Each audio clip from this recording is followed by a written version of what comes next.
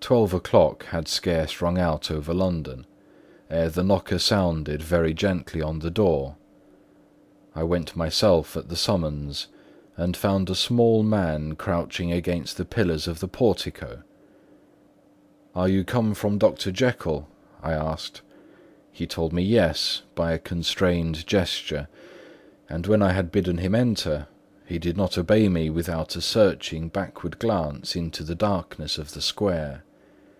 There was a policeman not far off, advancing with his bull's eye open, and at the sight I thought my visitor started and made greater haste. These particulars struck me, I confess, disagreeably, and as I followed him into the bright light of the consulting room, I kept my hand ready on my weapon. Here at last I had a chance of clearly seeing him. I had never set eyes on him before, so much was certain. He was small, as I have said. I was struck besides with the shocking expression of his face, with his remarkable combination of great muscular activity and great apparent debility of constitution, and, last but not least, with the odd subjective disturbance caused by his neighbourhood. This bore some resemblance to incipient rigour, and was accompanied by a marked sinking of the pulse.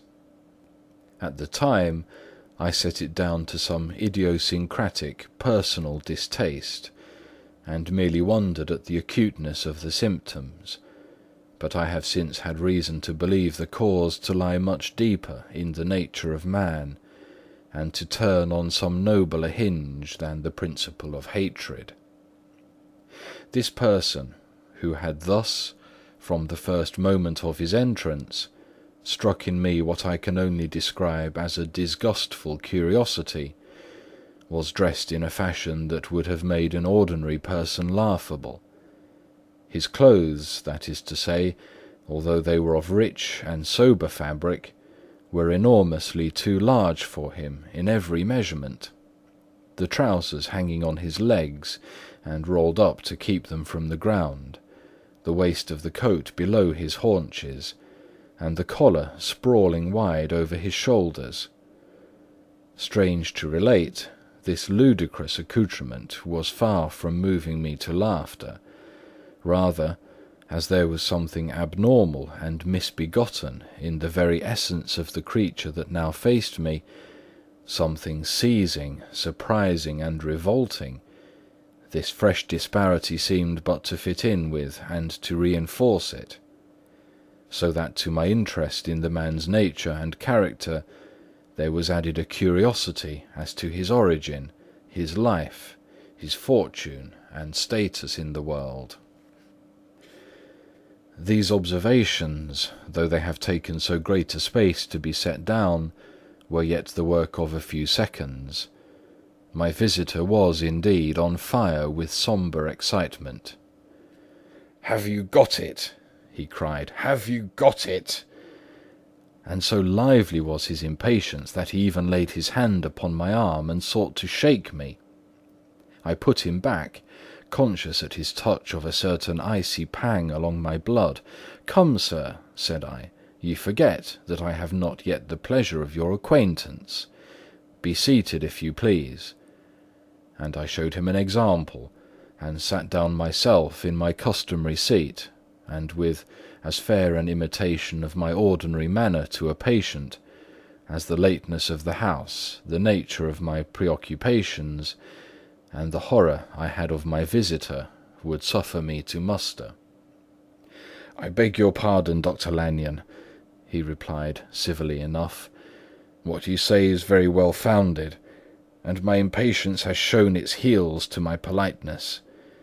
I come here at the instance of your colleague, Dr. Henry Jekyll, on a piece of business of some moment, and I understood—" He paused and put his hand to his throat, and I could see, in spite of his collected manner, that he was wrestling against the approaches of the hysteria. "I understood a drawer—" But here I took pity on my visitor's suspense, and some perhaps on my own growing curiosity. "There it is, sir," said I, pointing to the drawer where it lay on the floor behind a table and still covered with the sheet. He sprang to it and then paused and laid his hand upon his heart. I could hear his teeth grate with the convulsive action of his jaws, and his face was so ghastly to see that I grew alarmed both for his life and reason. "Compose yourself," said I. He turned a dreadful smile to me, and as if with the decision of despair, plucked away the sheet. At sight of the contents he uttered one loud sob of such immense relief that I sat petrified, and the next moment, in a voice that was already fairly well under control, "Have you a graduated glass?" he asked. I rose from my place with something of an effort and gave him what he asked. He thanked me with a smiling nod, measured out a few minims of the red tincture, and added one of the powders. The mixture, which was at first of a reddish hue, began, in proportion as the crystals melted, to brighten in colour, to effervesce audibly, and to throw off small fumes of vapour.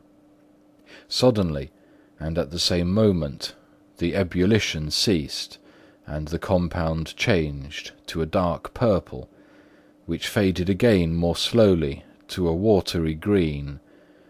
My visitor, who had watched those metamorphoses with a keen eye, smiled, set down the glass upon the table, and then turned and looked upon me with an air of scrutiny.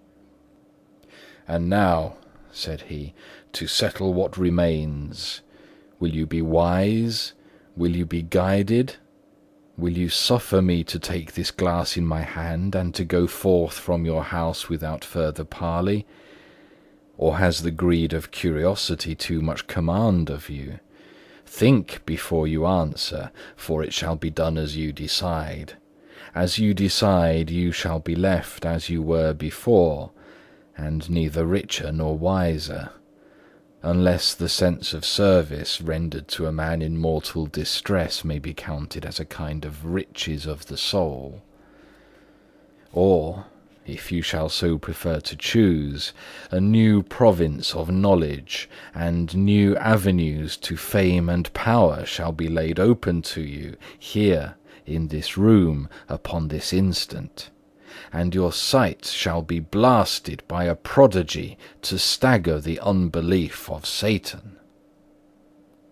"Sir," said I, affecting a coolness that I was far from truly possessing, "you speak enigmas, and you will perhaps not wonder that I hear you with no very strong impression of belief.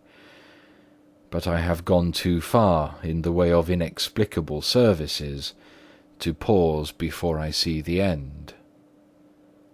"It is well," replied my visitor. "Lanyon, you remember your vows. What follows is under the seal of our profession. And now, you who have so long been bound to the most narrow and material views, you who have denied the virtue of transcendental medicine, you who have derided your superiors, behold!" He put the glass to his lips and drank at one gulp. A cry followed. He reeled, staggered, clutched at the table and held on, staring with injected eyes, gasping with open mouth. And as I looked, there came, I thought, a change. He seemed to swell. His face became suddenly black, and the features seemed to melt and alter. And the next moment I had sprung to my feet and leaped back against the wall, my arm raised to shield me from that prodigy, my mind submerged in terror. "O God!" I screamed, and "O God!" again and again, for there, before my eyes, pale and shaken and half fainting, and groping before him with his hands like a man restored from death, There stood Henry Jekyll. What he told me in the next hour, I cannot bring my mind to set on paper. I saw what I saw, I heard what I heard, and my soul sickened at it. And yet now, when that sight is faded from my eyes, I ask myself if I believe it, and I cannot answer. My life is shaken to its roots. Sleep has left me. The deadliest terror sits by me at all hours of the day and night. I feel that my days are numbered, and that I must die. And yet I shall die incredulous. As for the moral turpitude that man unveiled to me, even with tears of penitence, I cannot, even in memory, dwell on it without a start of horror. I will say but one thing, Utterson, and that, if you can bring your mind to credit it, will be more than enough. The creature who crept into my house that night was, on Jekyll's own confession, known by the name of Hyde, and hunted for in every corner of the land as the murderer of Carew. End of chapter 9.